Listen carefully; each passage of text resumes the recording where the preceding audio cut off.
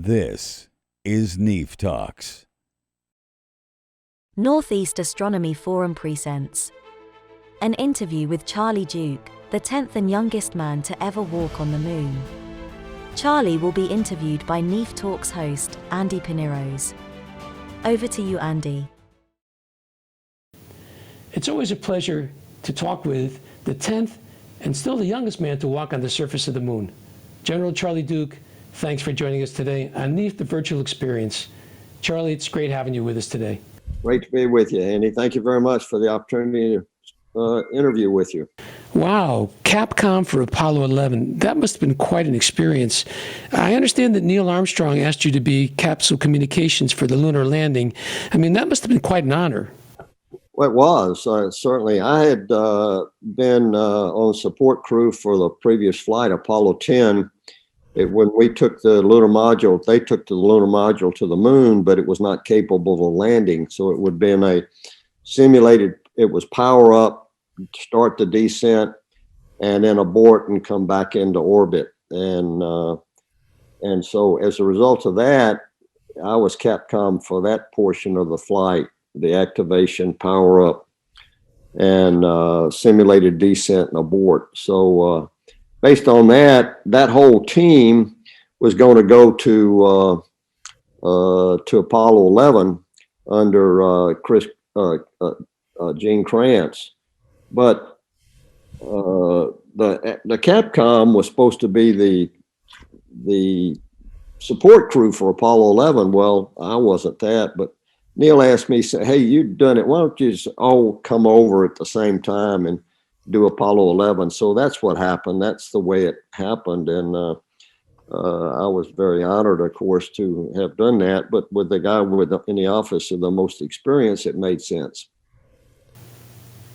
As Neil and Buzz were descending to the lunar surface, Mission Control received some errors, 1201 and 1202.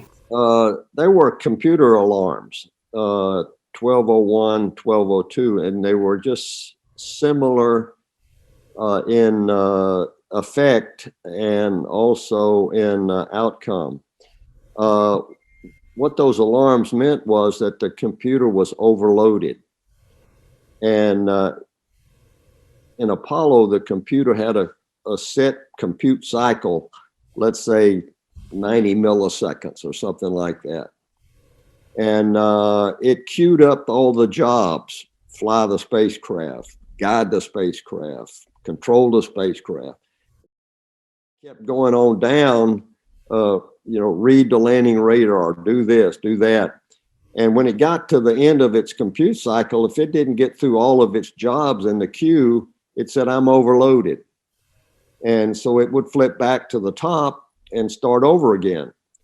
And well, fortunately, the thing was working. It was guiding the spacecraft. It was doing all the important, critical stuff, but it wasn't getting through all of these jobs. And it turned out, I think, if I remember right, the problem was we had a rendezvous radar switch on, and it was trying to read the rendezvous radar, and it couldn't do it.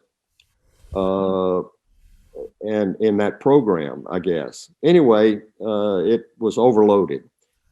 Well, Steve Bales and Jack Garner in the back room realized almost immediately that this thing was still go, and we were go for landing, even in spite of the alarms. To be honest, my heart hit the floor when I saw computer alarms. I wasn't, we'd seen a few in training, but nothing as often as that.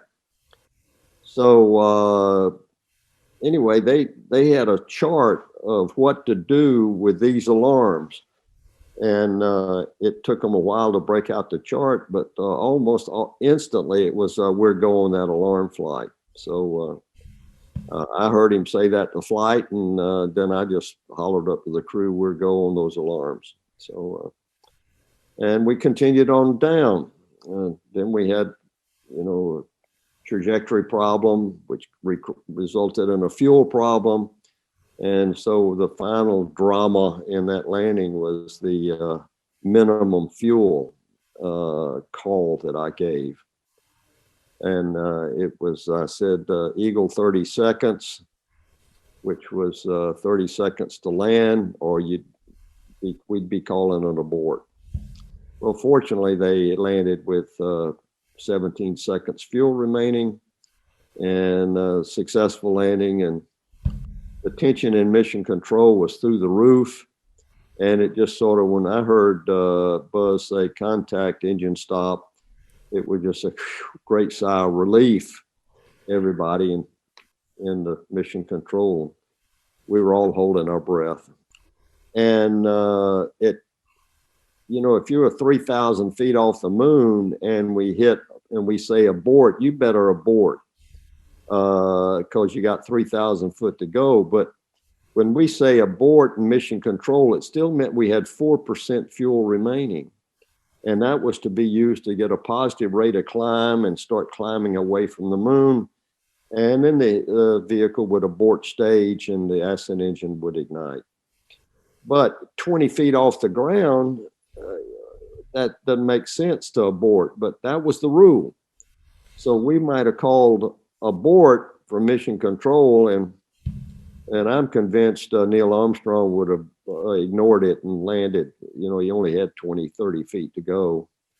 And so he handled it very coolly, and a great landing when they got down to the final stages. But the first place we had him targeted into was impossible to land. And that's what caused the fuel depletion, because he had to level off and fly horizontally, I don't know, a few miles or so, and then start down.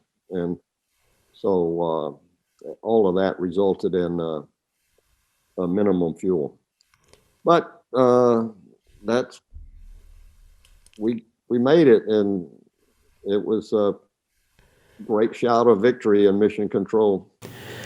I recall you saying you got a bunch of guys here about to turn blue. I was so excited. I've repeated this line I don't know how many times, but I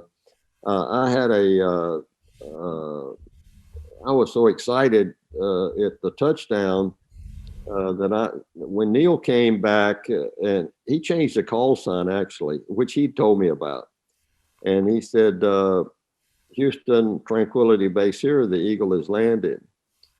And I started out Raj Twang, and that wasn't going to work. So I changed it to Tranquility. And so we copy you on the ground.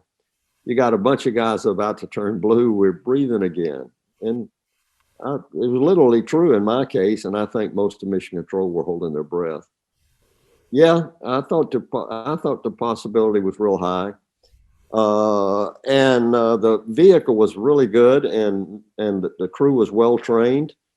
And we had, we started down with a spacecraft on the descent that was in perfect condition. And there was no reason not to expect a safe landing. However, like any other flight, something happens in the last few seconds, and you either kill the crew or abort the mission. And all of those possibilities are there, but you don't worry about them. Yeah, that's success. You're focused on success. And so that's, I think, the whole of mission control, and all the crew, of course, were, I call it bore-sighted on success. And we were going to pull this off at all possible. So we didn't take any risk that weren't within the mission rules. We had a whole book full of mission rules that we were to abide by. And one was that abort at a certain fuel level. I think it was 4% remaining in the descent tanks. But as I said earlier and explained, if you're 20 feet off the ground, use that fuel to land instead of aborting. So that's the decision. We didn't get there, but I'm sure had I said Eagle abort, it would have been, say again, Houston, you didn't come in clearly or something. So And I would have landed if I were the commander. And so, anyway. I could imagine that you or Neil or anyone that got that close would say, "Okay, it's going to take just as much fuel to land. Let's do these things." Yeah. Yeah, no question about it. Everybody had that attitude.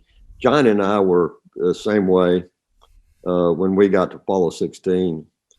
Of course, we had the experience of 4 previous landings, and mission control had gotten a lot better with targeting, and we gotten a lot better with doing our training. We had 2 years of training, so I mean, it was like you could close your eyes and do it. And so we felt really confident. The vehicle was performing flawlessly, except for an communication antenna that was out. But we overcame that problem. So we had a easy landing, landed probably with 4% fuel and or more. So in fact, I called, said fuel, plenty fat, which means you got a lot. And so John continued his landing. I had met you some years ago, and you had a very interesting story to tell me about you and John Young, about the difference between your heart rates at launch. Well, he'd flown the Saturn V before on Apollo 10, and so he knew all the shaky rumbles and this and that and the other. And I'm sitting on the right side. And I don't have any flight instruments, and I didn't really remember the shakiness that had been described. You can't really simulate it. We had a simulator that sort of did the G level and its pitching and the shaking, but it wasn't nearly like what it really was. And so I got a little nervous as we started to shake. There was no noise. You couldn't hear the engines. You were in your spacesuit and the oxygen flow, and you got a microphone, a hot mic, and so you can hear yourself breathing and all of the communication between the crew and mission control. And so, but the only real predominant experience to me on liftoff was the vibration, which was side to side and very pronounced. And the windows are covered over, so you can't see outside. And so I got a little excited, and my heartbeat was 144 per minute, and which is what I get back in those days when I jogging. And so I was calm, I guess, but I was just keyed up, ready to pounce if something happened, if you will. But John was, we're go. He was real calm. We're go, and mission control, we're go, and so I found my heart, it slowed down after first stage, but I asked the flight surgeon when we got back. I said, he said, "What your heartbeat was really high on liftoff." I said, "Yeah, what was it?" He said 144. I said, "Wow, I didn't realize that high." I said, "What was John's?" He said, "John's was 70." So John was Coolstone, and I was the rookie. But he was a great commander and great friend. Sure miss him. I never had the opportunity to meet John, always wanted to. I know you guys were good friends. Do you have any memorable experiences that you'd like to share with us about John? Well, there's a YouTube video called Apollo 16 Remastered, done by a 22-year-old college student. And it's fantastic, over 2 hours. And it brings back some memories of some of our conversations and on board, which were spiced with a little language that we didn't know was going to ground. But that was just an event. And later on, though, or earlier, I should say, John and I had some tremendous training times, and he had a lot of what I call dry humor, but it was really he could come up with a line out on a geology trip that just had me giggling. And so we had a fun time. I just remember the professionalism that John had, and he knew how to train. He knew what was important, and gave me a good understanding of the importance of thoroughness and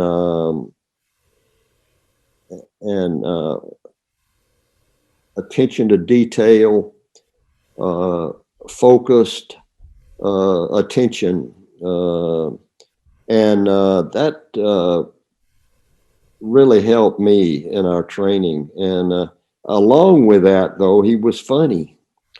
So if you catch our EVAs on the moon, a lot of that humor and a lot of that camaraderie spills out. And we had fun on the moon. It was really good. And thanks to our training and John's humor and my response and some things I said. So it was just the funness of the Apollo 16. I think I remember about John. He was he came across as very humble, but he's probably had one of the finest engineering minds in the astronaut office. He could zero in on the real problem that we were, if we were having a problem with spacecraft or this, that, and the other.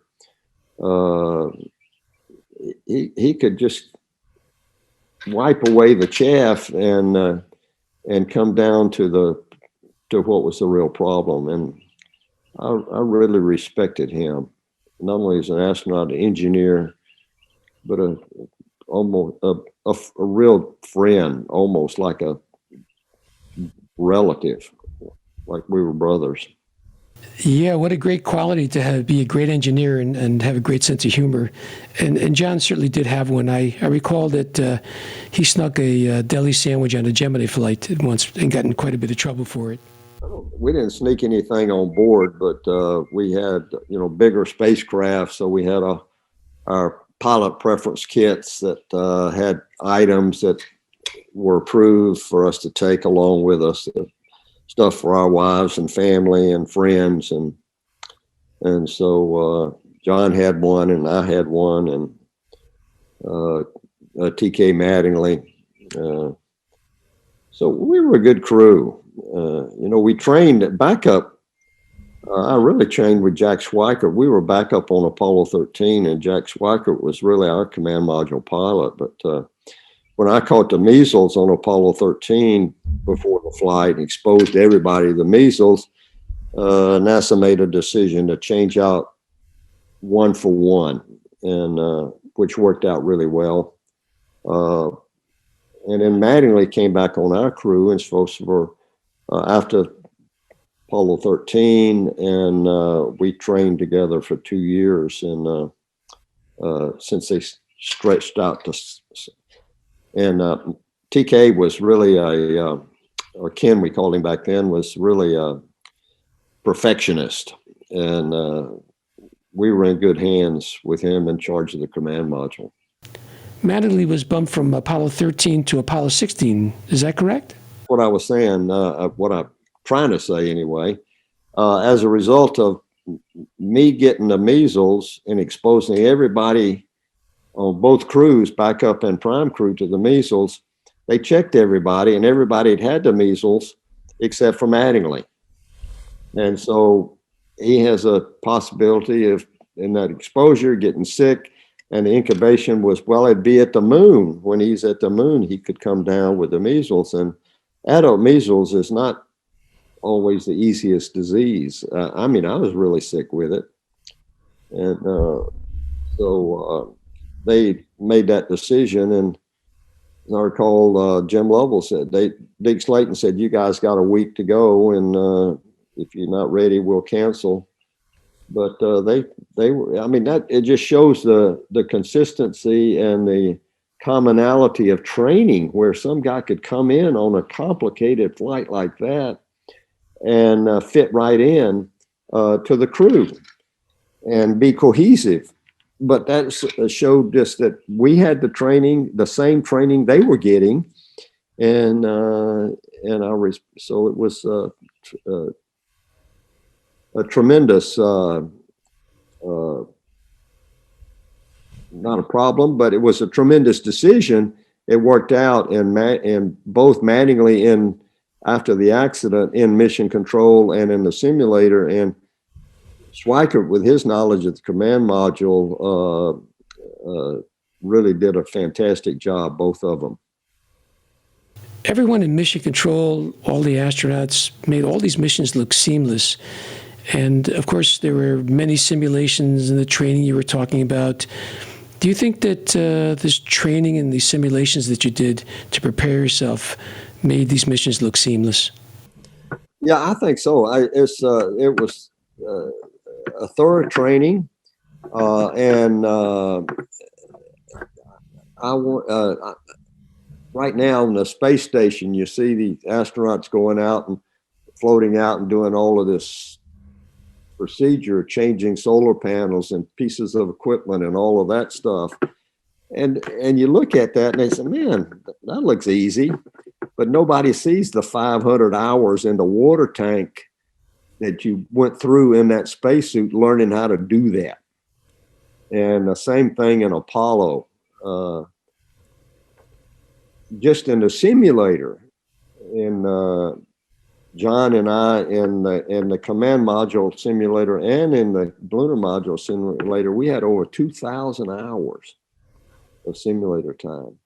We probably practiced 50 times putting on our suits and taking them off in the lunar module cabin, because it was really tight. And you had to have a set procedure, put your gloves over here, the helmet over there. And, you know, you had to know where everything was. And you get your suit on, well, where's my gloves, you know? And so we trained like that at least twice a week. And then the outside and deploying a rover and all of that stuff. You know, it was over and over and over and over again. And we were well trained and felt like we could be confident and get it all done. And fortunately for us, we had one major hiccup hour before landing on the moon. Mattingly was supposed to change his orbit and required a main engine ignition, and there was something wrong with the engine. So that resulted in an abort. On that next landing, we weren't going to land according to the mission rules. And so we were down in the pits emotionally. You know, we trained all this time. We 8 miles away. We 1 hour away from landing. And now get yourself ready to come home. We're in abort. But fortunately, mission control saved the day. And I'll say it till the day I die. Mission control was the unsung heroes of Apollo. They saved the day on every mission, and did it admirably. So anyway, they took them 4 hours, but they figured out a workaround and then gave us a go for landing. So 6 hours later, Mattingly burns his engine, then we land, and mission success.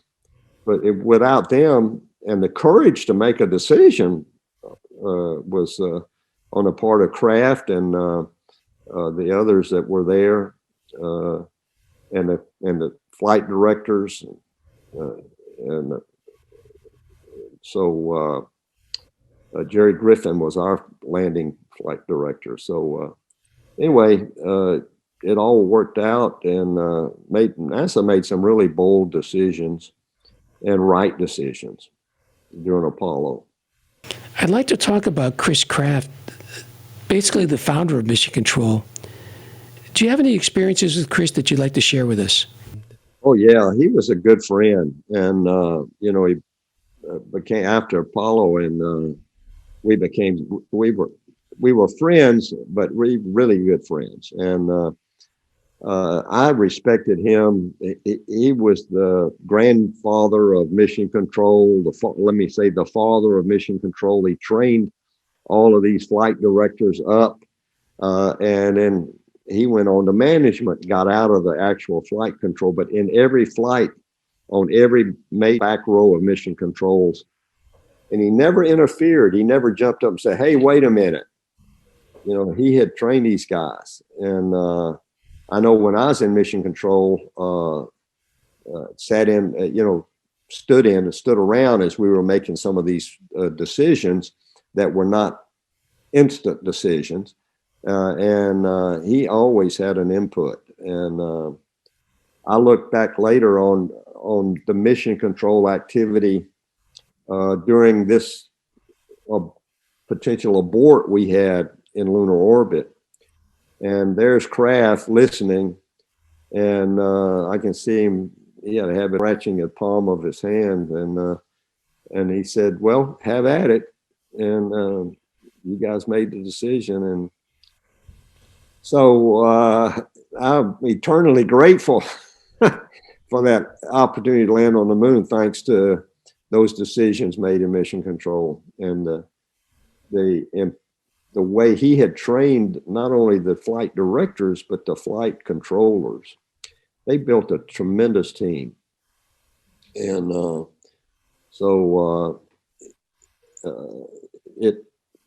there's a film out, The Unsung Heroes of Mission Control, The Unsung Heroes of Apollo, and it highlights all of this kind of stuff. And so I still say that every chance I get. Thanks to Mission Control, I got to land on the moon. That's pretty much what everyone else has said about Chris. He was basically a very demanding person, but he stood behind his guys when they made a decision. Yeah, and if you didn't hack it, you got somebody else, so it was. He went on then to be center director, and he was just an icon, just the way I put it. And Bob Gilruth and George Lowe and all those others in Apollo that were at Johnson Space Center, and we were all close, all friends, and so I really respected the management in Apollo, not only at Mission Control or Manned Spacecraft Center or Johnson Space Center, but also higher ups that came down, Rocco Petrone and Sam Phillips and others that were real instrumental in getting Apollo to the moon and back. I know we kind of jumped around a little bit. I'd like to go back back to your Apollo 16 mission, and I wanted to talk about that. Just before you got back into the LEM to come back home, you left something on the moon. Yeah, we had there was a couple of things actually. The one that gets all of the publicity, I guess, was my picture of my family. Our boys were like during the training, they were all 5 and younger, and then by the time I flew, we had a 7-year-old, just barely 7, and another one almost 5. So to get them involved in the excitement of the flight, I said, "You want to go to the moon with Dad?" And they got all excited. So, yeah. I said, "Well, we can't do that, of course, real life, but we can take a picture of the family, and I can leave you on the moon so you can say you were on the moon in a picture." And they got real excited about that. So we had this little picture. It was just a little 4x6 snapshot that I took, got permission to take it. On the back of the picture, we had I had written, "This is the family of astronaut Charlie Duke who landed on the moon on Apollo 16 in April 1972." And we all signed it. So I dropped it onto the moon and took a picture of the picture. And so that was very, very special. And even today, our family, the four of us, still recall those moments. And it still there, unrecognizable, of course, after almost 49 years of sun's radiation and heat and all that stuff. But I can basically tell you where I dropped it. And then I also left, it was the 25th anniversary of the Air Force in 1972. And I was the only Air Force officer on the moon that year. And so I got permission to say happy birthday, Air Force. And they sent me a medallion, a specially struck medallion, commemorating this moment. And I dropped one of those on the moon. The other one's now back at, I brought the other back, and it's now on display at Force Museum at Wright-Patterson Air Force Base. So it was a fun conclusion to our lunar stay. The only bad thing that, as we were closing out, we were going to do the Moon Olympics and going to see how high we could jump up on the moon. If you remember, in 1972, they had the Munich Olympics in August, so that I think it's August to July. Anyway, we were going to have the Moon Olympics, and so we started bouncing. And when I jumped, I straightened up, and the backpack, my life support system, weighed more than I did. And it pulled me over backwards, so I fell over backwards, and that was scary. The only moment of the mission where I had a moment of fear. Because if I land wrong, the backpack breaks, I'm dead. Fortunately, I didn't panic. I rolled right, broke my fall, and bounced onto my back, and my heart was pounding. And John came over and looked down and said, "That wasn't very smart, Charlie," stern language. And I said, "Raj, help me up." And I got up, and I could feel my heart beating in my chest, but the pressure was right, and you could hear the oxygen flow and the pumps running, and so I calmed down.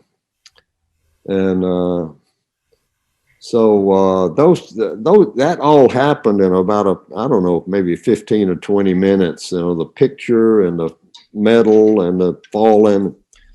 Well, that ended the Moon Olympics. We didn't do any more Olympics. Mission Control was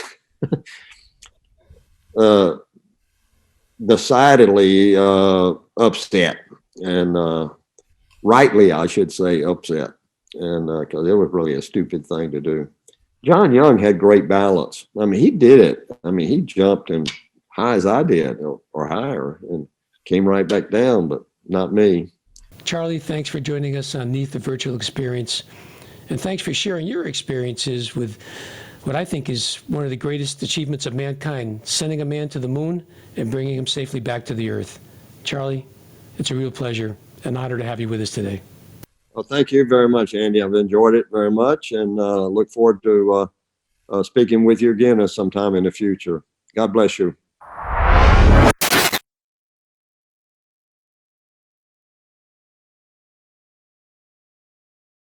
This has been a Rockland Astronomy production.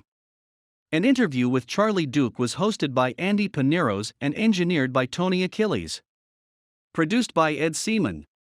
Edited by Matt Seaman and copyrighted 2021 by Rockland Astronomy Club, Inc.